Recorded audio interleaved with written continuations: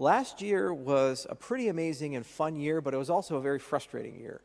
We saw pictures of bananas selling for $1 million. And they weren't even pictures. They were like a representation of a picture where you didn't even own the intellectual property, yet it sold for $1 million. And there were a lot of people making fast, loose money. And these incredible projects on paper come out, Luna and Celsius, and these amazing entrepreneurs praised by the media, like SBF at FTX. And they'd say, we know the future. And they say, oh, those Cardano guys, they're too old, they're too slow, it takes too long, peer review and evidence, we don't need any of that. You have to move fast to break things. The wrong way is the right way. People would even say that in interviews. And lo and behold, this year, the markets collapsed, one after another, like a bunch of dominoes. Meanwhile, we're here and strong. We are in one of the worst, most pervasive, most contagion-filled bear markets in the history of the cryptocurrency space. We've never encountered anything like this, where every regulator in the world is having difficult conversations at the moment, where every consumer in the world is a bit scared, where my mother calls me and says, are you broke yet? It's happened to some of you too. Come on, show of hands. Yeah, there's a few. Yeah. Why? Because on the news media, what is it? One thing after another. Crisis, crisis, crisis. Scam, scam, scam. Failure, failure, failure. Crypto is over. I was just at Web Summit.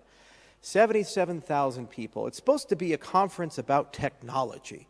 It's supposed to be a conference about bringing the world to the next generation of web technologies. And the panel they chose to put me on was two skeptics and a blockchain enthusiast. And we spent 15 minutes haggling and arguing over whether crypto is a scam or not. 2022. Yet you're all here. You all dream. We don't feel it here, do we? We feel love here. We feel camaraderie. We feel friendship. Why? Because what started this movement and what allowed it to grow from a small little room with a whiteboard cramped in Japan and Hamachi to what we have here today on this amazing magical stage in this beautiful city is this unified belief that we can do better. All we have to do is just be honest about it, have some integrity. We have to be willing to do the hard work and the heavy lifting. We have to be willing to accept that sometimes we don't have all the answers. Sometimes first principles are required. Sometimes research is required. I didn't go to school to learn how to put on a conference. And a lot of people in this room didn't either. Well, we just have to figure it out, right? And I did it for a few years. Now the CF has done it, and every year it gets better, much better. What degree do you get to become an expert in game theory, distributed systems, programming languages, law and policy, and speaking before Congress, and God knows what else? Come on, there's too much here. I was just hanging out with some of the CF people backstage, and right before that, they showed me this beautiful bottle of wine. You guys remember the country of Georgia? Well, they closed the deal, and the CF has this amazing thing that they've done with the country where you have a QR code on the bottle, and you can scan the bottle, and it tells you all kinds of stuff about it, and it's on Cardano blockchain. That was something we were talking about as an example use case, as a hypothetical, and now it's a reality that you can hold in your hand. Think anybody knew how to do that when they started? No, we figured it out. It was a problem to solve.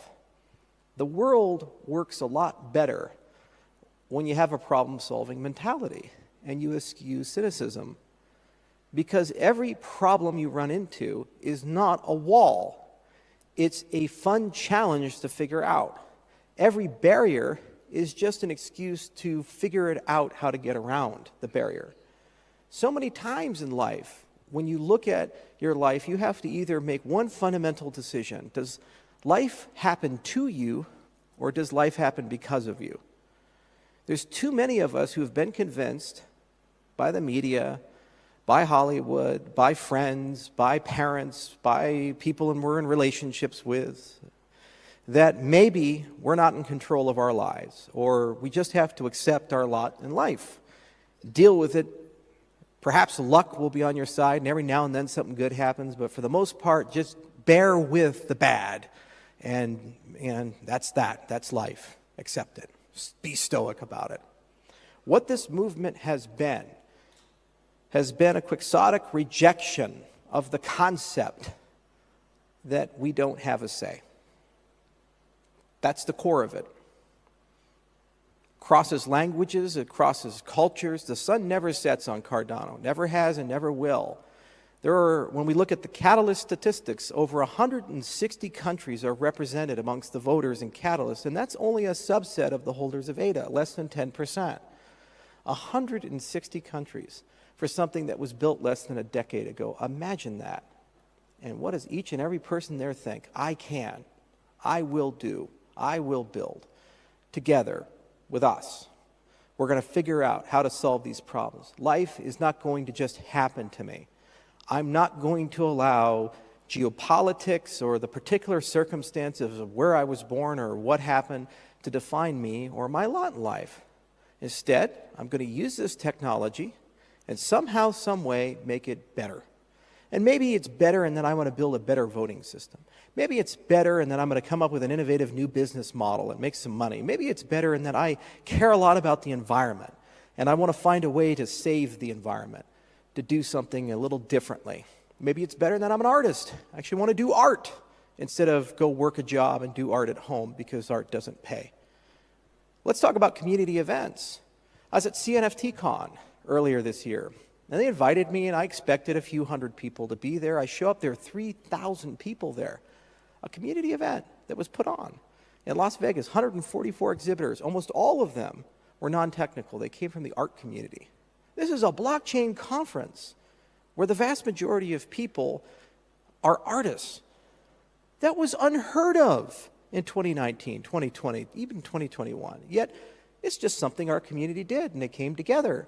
And you have these guys and gals teaching themselves how to program and super innovative things. There was a manga where every edition they issue, the fans vote on the Cardano blockchain for what happens next in the story.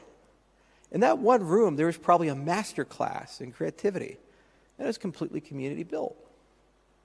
And it just almost brought a tear to my face. Then I go, and a few weeks later, to Rare Bloom in Colorado. And again, tons of innovative, interesting, unique, and special projects and programs. Yeah, some will fail. Some will succeed. But it's being built by people who believe they can instead of that they can't. That's what makes this so special. And once you have that mentality, you stop thinking so much about the news. You stop thinking so much about the day-to-day stuff. And actually, something magical happens. You get hope back. The anger recedes and hope returns. And then with hope, you can love again. The world gets much better. No matter how bad things get, you know, one day it will be better. And you have a say about it. Now, there's a lot we still have to do. The single hardest part of Cardano is up next in 2023. It's the age of Voltaire. We're at that last picture.